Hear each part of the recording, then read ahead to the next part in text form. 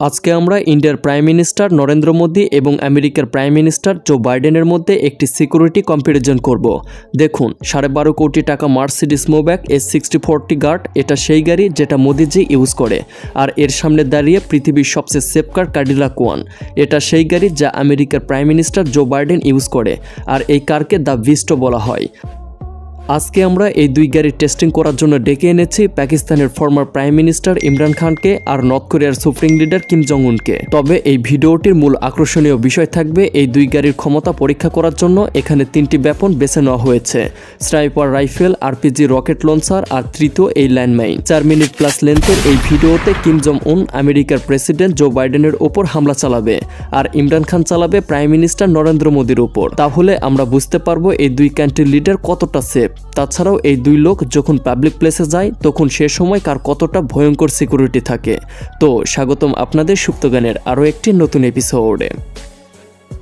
সবচেয়ে প্রথমে Kim Jong উন আমেরিকার প্রেসিডেন্টকে মারার জন্য নিজে টার্গেট সেট করে রেখেছে আর স্নাইপার রাইফেল ইউজ করে জো বাইডেনের গাড়িতে গুলি চালায়। আর কিম মনে মনে ভাবে বাইডেন দাদুর খেল খতম, কিন্তু গুলি যখন বিস্টের কাছে লাগে তখন সামান্য একটু ক্র্যাক সৃষ্টি হয়। বিস্টের গ্লাস এতটাই মজবুত যে গুলির অবস্থা এমন হয়ে যায় ভিতরে থাকা জো বাইডেন যে বসে থেকে স্টাডি করছিল তার কার ডোরে গুলি লাগার হালকা আওয়াজ ভেতরে আসবে, তখন তিনি কিমের দিকে তাকিয়ে হালকা হেসে দিবেন। তখন কিম জং উন আরো রেগে গিয়ে গুলি করতেই থাকবে, কিন্তু তারপরেও বাইডেনের কিছুই হবে না। বাইডেন হেসে জানালায় এভাবে হাত বুলিয়ে আবার বই পড়তে থাকবে। এদিকে কিম আরো রেগে গিয়ে বাইডেনকে উড়িয়ে দেওয়ার জন্য RPG লঞ্চার তুলে দ্য বিস্টের দিকে ফায়ার করে। এবার কিম ভাবে বাইডেন গাড়ি সহ উড়ে যাবে। ফাইনালি আপনারাই দেখতে পাচ্ছেন RPG লঞ্চার বাইডেনের গাড়ির শুধুমাত্র এতটুকুই ক্ষতি করতে পারে। লাস্টে ক্লান্ত হয়ে কিম জং উন ভাবে, কিন্তু সেই মুহূর্তে তার মাথায় একটি বুদ্ধি চলে আসে বাইডেনকে মারার জন্য। তিনি দৌড়ে গিয়ে বাইডেনের গাড়ির নিচে ল্যান্ডমাইন পেতে দিয়ে আসেন আর সামনে থেকেও দ্য বিস্ট আসছিল। যখন দ্য বিস্ট ল্যান্ডমাইনের ওপর উঠে তখন সঙ্গে সঙ্গে ব্লাস্ট হয়ে যায়। কিন্তু অবাক করার বিষয় হলো দ্য বিস্টের ওপর না বরাবরই ক্ষতি হবে। ভালো করে লক্ষ্য করুন, গাড়ির ওপর হালকা বম ইনফেক্ট হয়েছে আর বাকি সবকিছু আগের মতোই আছে। আচ্ছা, আমরা কিছুক্ষণের জন্য কিম জং উনকে ভুলে যাই আর এটা ভাবুন, এত ভয়ঙ্কর হামলা হওয়ার পরেও এই কান্ট্রি লিডারের কিছু হচ্ছে না কেন? এর কারণ হলো 8 ইঞ্চি মোটা সেল এই পুরো গাড়িকে বুলেট প্রুফ বানিয়ে রেখেছে।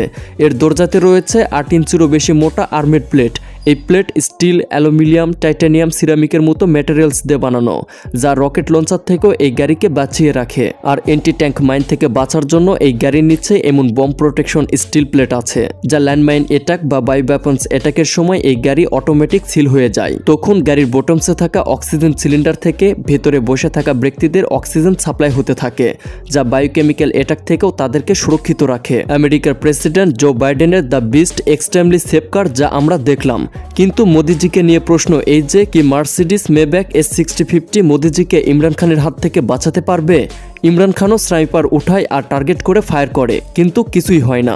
রকেট লঞ্চার মারে, তাও কিছুই হয় না।